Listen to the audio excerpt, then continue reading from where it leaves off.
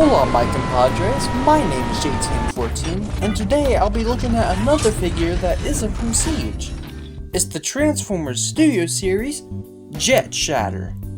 Shatter is a character that came out from the Bumblebee movie, and she was a triple-changing female Decepticon who worked alongside her partner Dropkick. She has had a couple toys ever since the Bumblebee movie released, which include two from the Studio Series line. One transformed into a car that was used in the film, and that figure was very infamous for being bad. And the second one was, well, the one we're going to look at today. And that's where the review begins. The painting and sculpting on this menacing fembot is amazing. On Shatter, we get this mix of metallic dark gray, silver, red, and black, and they are evenly distributed throughout the whole figure.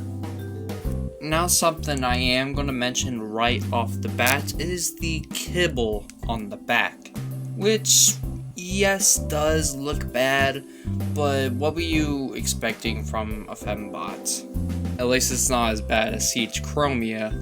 But, on the bright side, at least some of this kibble is accurate to the movie.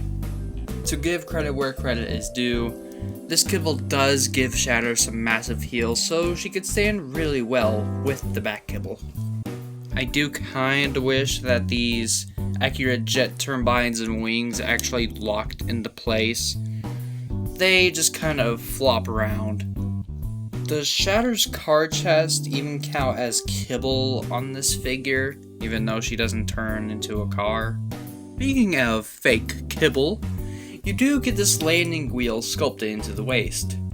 And speaking of sculpting, let's look at this figure's head sculpt. This head perfectly captures her skeletal face structure she had in the movie, instead of that battle mask that we saw for like 1 second in the film, unlike another figure. Something that we did see more in the film was these blasters, and these just plug into the hands or on the other side of the wings for storage, which some people say looks terrible, but I don't really think so. Why do I think so? Just because, man, it's storage. At least you could store these instead of just throwing it off to the side. Now, she wouldn't look as good with these cannons equipped if you didn't pose her properly. Yes, I know this is an overused transition, but it's the only one I know, so shut up. She has a ball joint at the head that really could have been better.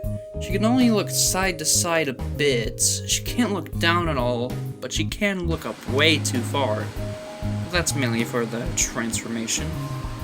She has ball jointed shoulders which can rotate and move out and in. Her biceps do swivel, and she does have a 90-degree elbow bend, which is ratcheted surprisingly. She officially doesn't have any torso articulation, but you can untap the backpack and use this transformation hinge to get a deep ab crunch, or to make her taller. Her hips are ball jointed, they can move forward, back, and she can spread. She doesn't have a thigh swivel, but she does have a knee swivel. Her knee can bend 90 degrees, which isn't ratcheted unlike the elbows, and her foot can move. But again, that's for the transformation. You can get her into tons of poses, and she looks good next to her partner. She also looks good next to her partner's helicopter form. My previous review, Off-Road Bumblebee, Volkswagen Bumblebee, and why not throw Siege Optimus and Megatron in there too. Shatter looks very good next to all the Bumblebee movie figures I have, either in her robot mode or in her jet mode. And yes, that was a transition for the transformation.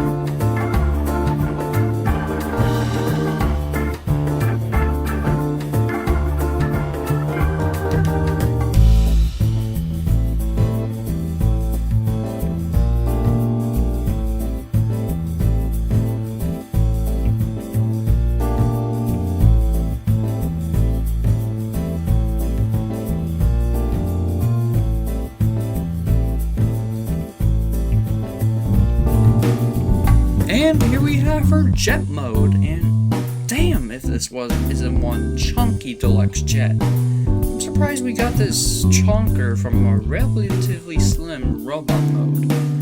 I don't have a clue what kind of jet this is. I just know that it's the jet that they used in the movie. And as you saw in the transformation, she did in fact have retractable landing gear. The ones at the back are just sculpted in and can't fold up, though I can kind of understand that. Looking up the back, yeah, it doesn't look too pretty, but hey, at least it's not the robot mode just hanging off. But new Combiner Wars Silverbolt mode and Power Prime Starscream. Surprisingly, this jet does in fact have moving parts, such as these thrusters at the back can move up and down, and the snoot that does not droop, but can do, well, that. As previously mentioned in robot mode, you can store the guns under the wings, and they look like puny notaries. Now, does she scale well in jet mode? Well, I'll let that be up to you. Helicopter and car dropkick, both Bumble Boys, and Siege Optimus and Megatron. What are my thoughts on Jet Shatter? Well, she is pretty good overall. I think that she's a massive update to the previously mentioned car version of her in the Studio Series line, even though I don't really have that figure, but whatever. She's the best generation's representation out there, so if you need a better looking and feeling better Shatter, I say pick this figure up. And this is where I sign off. As always, wash your hands, wear your mask, stay safe.